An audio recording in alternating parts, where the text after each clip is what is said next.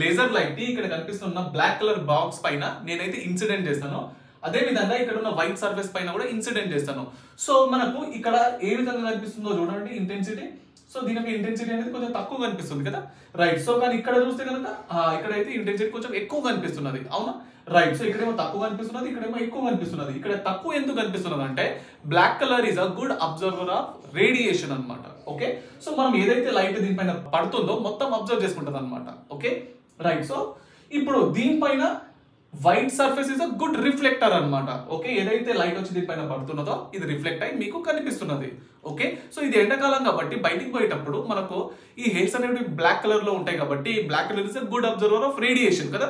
So దీని నుంచి మనము బచాయించి పోవాలి అంటే ఖచ్చితంగా మనం క్యాప్ పెట్టుకోవాలి. ఓకే, సో క్యాప్ పెట్టుకొని బయటికి పోతే కనుక సో సన్లైట్ వచ్చి దీనిపైన పడి రిఫ్లెక్ట్ అయ్యి మనము సేఫ్ ఉండొచ్చు నాన్న. ఓకే, వీడియో నచ్చితే కనుక సబ్స్క్రైబ్ చేసుకోండి. Thank you.